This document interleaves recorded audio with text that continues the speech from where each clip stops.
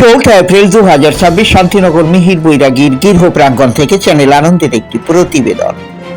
দলপতি চঞ্চলা বৈরাগীর পরিচালিত দুদিনের মতুয়া মহোৎসব এর সূচনা হলো চৌঠা এপ্রিল 2026।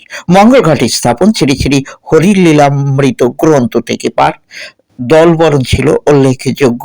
চৌঠা এপ্রিলের সূচি 5 এপ্রিল 2026 রয়েছে সারাদিন শ্রী শ্রী হরি সংকীর্তন ও ভক্ত সেবা।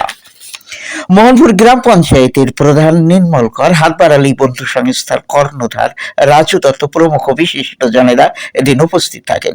প্রতি বছরই ঠাকুরনগর সদলে বারুণীর স্নানে অংশ নেন এবং ফিরে এসেই একটি দিন নির্বাচন করে এই মহোৎসবের আয়োজন করে শান্তি ভামা মতুয়া মহাসংঘ। চৌঠা এপ্রিল 2026 নির্বাচিত কিছু ভিডিও চিত্র দেখুন চ্যানেল আনন্দের পর্দায়।